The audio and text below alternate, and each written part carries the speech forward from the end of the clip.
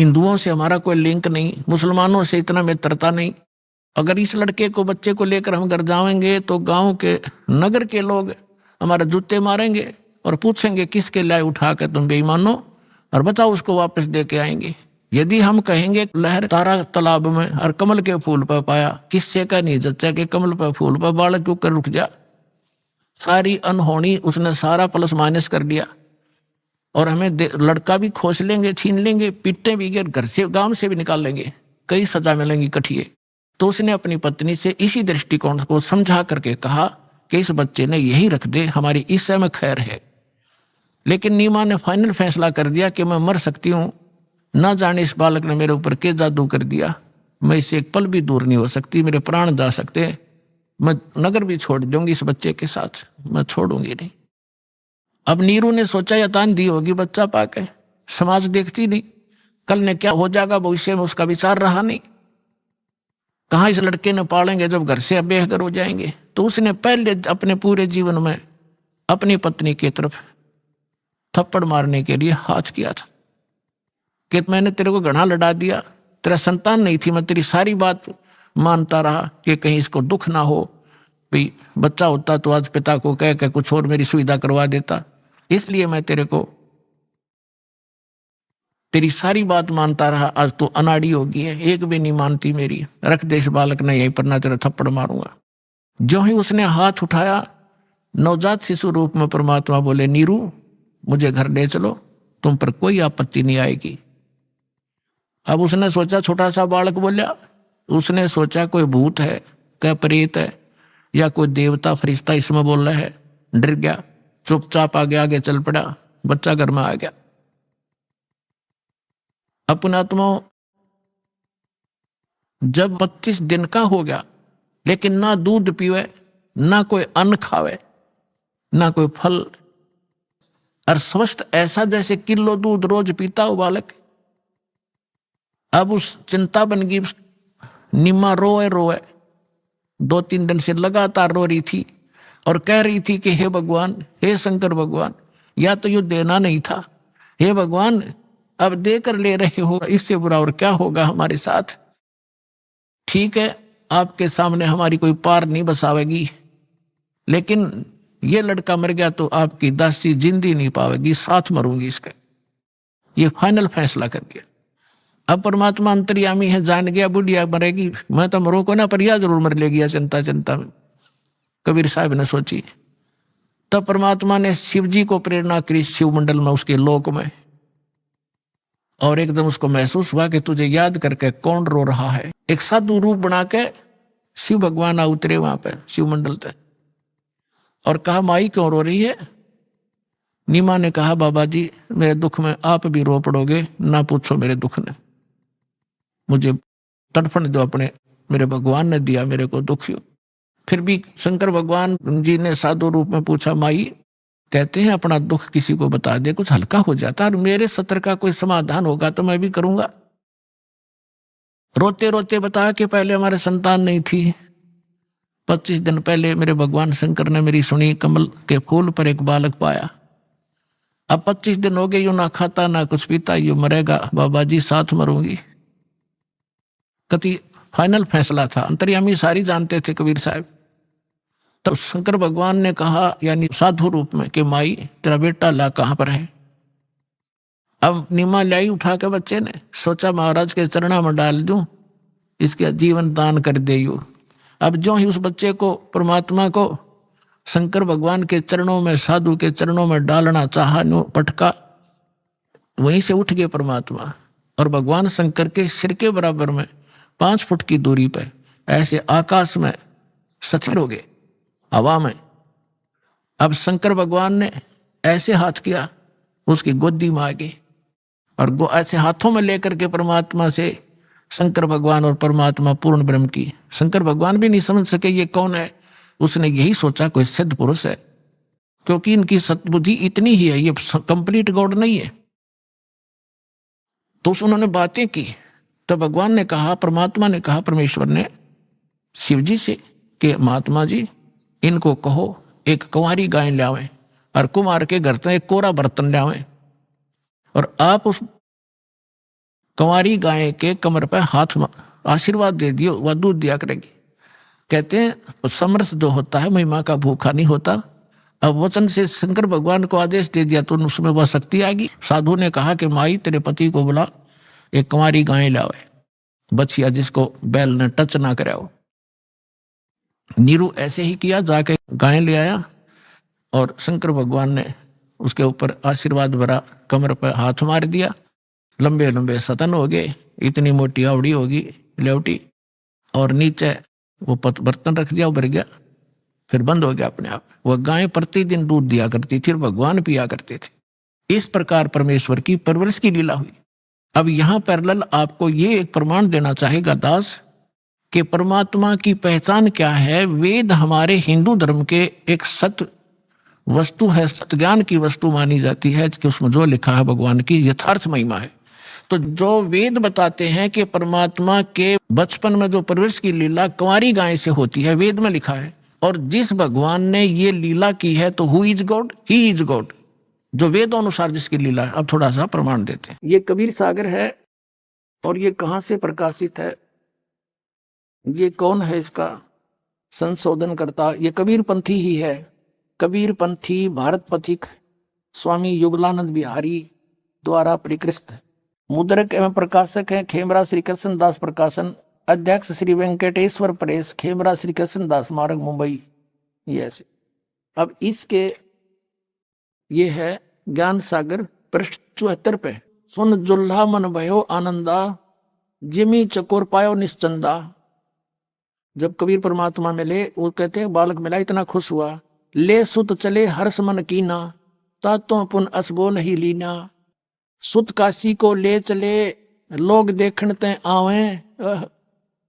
अन्न पानी बख्शे नहीं, जुल्हा शोक मनावे। गरीबदास जी की वाणी और परमेश्वर की वाणी जो धर्मदास द्वारा लिखी गई थी वो सेम मिल रही हैं। कुछ है कि इन्होंने गड़बड़ी की, वो यहां से पता चलेगा। जब जुल्हा मन कीन तिवाना, रामानंद सो कही उत्पाना। मैं सुत पायो बड़ा गुणवंता, कारण कौन बखे नहीं संता। जैसे साधु संतों के पास जाकर प्रार्थना किया करते थे गृहस्थी लोग कि मेरे बच्चे का कुछ हो गया, जंतर मंत्र करो, वो लड़का कुछ नहीं खाता। रामानंद ध्यान तब धारा, जुल्हा सो तब वचन उचारा। पूर्व जन्म में ते ब्राह्मण जाति, हर सेवा की नी भलभाती। कुछ तुम सेवा हर की चुका, ताते भयो जुल्हा का रूपा। अब थोड़ी बहुत दिव्यदृष्टि काम करे थी, ने बताया कि तू पहले जन्म में ब्राह्मण था, इब तू ऐसे ऐसे बन गया। प्रीति प्रभु गई तोर लेनी, ताते उद्यान में सुत तो दीनी। इसलिए भगवान ने तेरे को एक जंगल में कोई पुत्र दे दिया। आगे क्या बताते हैं, हे प्रभु, अब नीरू बोल रहा है, प्रार्थना कर रहे हैं रामानंद से। हे प्रभु जसकीन तस पायो, आरत हो तो दर्शन पायो। कि मैंने कोई गलती करी तो मैं जुल्हा बना, वह तो मैंने भोग लिया, पर एक समस्या और आ गई। सो कहो उपाय गुसाई, बालक अक्षुधावंत कुछ खाई। अब क्या बताते हैं, रामानंद अस युक्ति विचारा।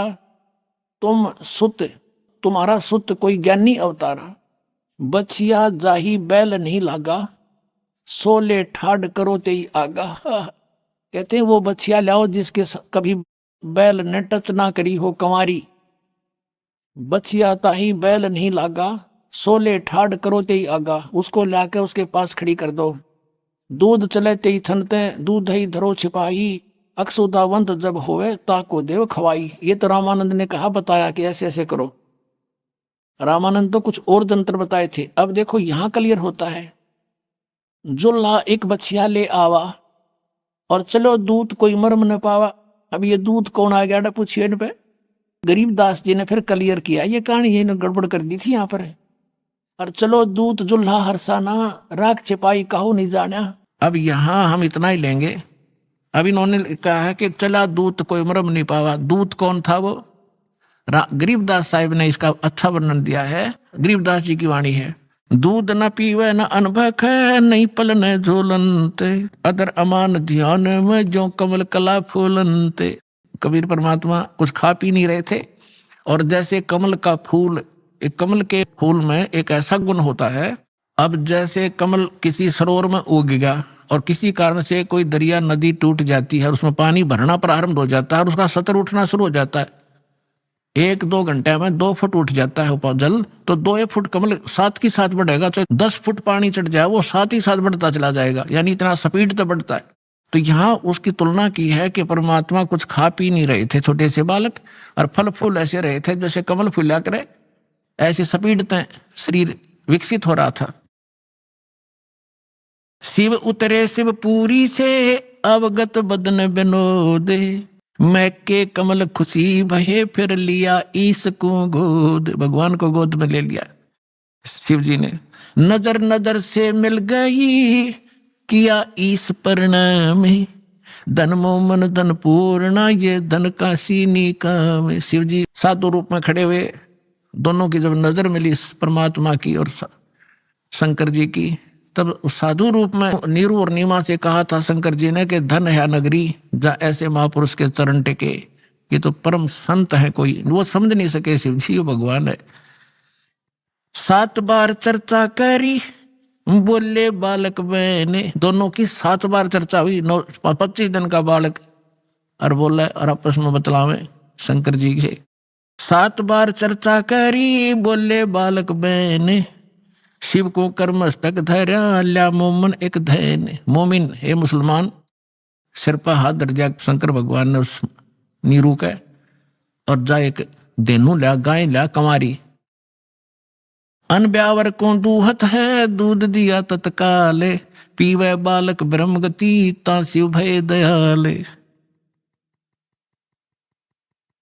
अब ये तो आपको 250 वर्ष पहले, तो 280 वर्ष पहले लगभग गरीबदास जी ने उच्चतरार्थ की। 600 वर्ष पहले धर्मदास जी ने परमात्मा की महिमा को लिखा, कबीर सागर। अब दिखाता हूं पवित्र वेद, इन पवित्र सदग्रंथ आपको दिखा दिए हैं। ऋग्वेद मंडल नंबर 9 और सूक्त नंबर 1 और मंत्र नंबर 9 में आपको प्रमाणित करते हैं कि वो परमात्मा जब शिशु रूप धारण करके आता है, उसके परवरिश की लीला कंवारी गायों से होती है। ये देखिएगा, ऋग्वेद मंडल नंबर 9 और 10 से इकट्ठे हैं। ये कहां से छपा है? प्रकाशक है सार्वदेशिक आर्य प्रतिनिधि सभा, महर्षि दान भवन, रामलीला मैदान, नई दिल्ली से। और कौन इसके भाष्य करने वाले, अनुवाद करने वाले, और कहां से छपी है? मुद्रक प्रिंस ऑफसेट प्रिंटर 1510 पड़ौदी हाउस, नई दिल्ली, दरियागंज नई दिल्ली। ये देखिएगा,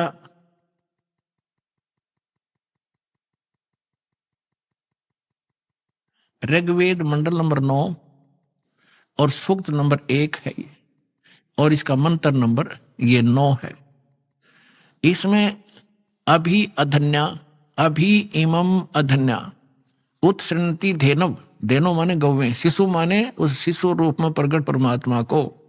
सोम इंद्राय पातवे, सोम माने अमर पुरुष। अब इसमें क्या इन्होंने अनुवाद किया है कि उस सोम माने अमर पुरुष, यहाँ सोम माने इन्होंने, आप पे देखो ये ऋग्वेद मंडल नंबर 9 का सूक्त 1 का मंत्र 1 है। इसमें सोम शब्द है। सोम माने सोम स्वभाव परमात्मन, सोम माने परमात्मा, इन्हीं के शब्दों में। अब यहां लेते फिर आते हैं। अब हम ऋग्वेद मंडल नंबर 9 सूक्त 1 मंत्र 9 में आगे हैं। ये ऋग्वेद मंडल नंबर 9 सूक्त 1 और मंत्र 9, इसमें लिखा कि इम माने उस, सोम माने अमर पुरुष को, पुरुष माने परमात्मा, तो उस अमर परमात्मा को जो शिशु रूप में, शिशुम कुमार अवस्था में, बाल्य अवस्था में ही, अभी अधन्या, अभी माने पूर्ण, सब प्रकार से पूर्ण रूप से, अधन्या माने बिना धनाई, जो जिसको बैल ने टच ना किया हो, अभी अधन्या। हमारे यहाँ हरियाणा के अंदर, हमारे यानी अक्षत्रिय भाषा में यूं कहा करते कि ये गायें बिना धनाई है, अधन्या। बिना धनाई माने ये इसको बैल ने टच नहीं किया है, सांड ने, और ये मतलब बिना धनाई है। तो यहाँ वही है अभी अधन्या। अभी माने पूर्ण, सब प्रकार से, कंप्लीट इन ऑल रिस्पेक्ट, यानी कंवारी। अभी अधन्या माने कंवारी। ये देखिए, उस सोम स्वभाव, सोम माने अमर पुरुष को, शिशु माने जो शिशु रूप में प्रकट होता है, उसकी अभी अधन्या, सब प्रकार से, अधन्या माने इन कर दिया अहिंसनीय, यू खा कर अर्थ है इनका। दैनो माने गौवें, गौवें तृप्त करती हैं, ओए होए तृप्त करती है उस परमात्मा को। जो परमात्मा अमर पुरुष शिशु रूप धारण करके आता है, उनके परवरिश की लीला ये समझो अभी अधन्या कवारी गायों गौओं के द्वारा होती है, वो उसको तृप्त करती हैं। अब इससे क्या सिद्ध हुआ?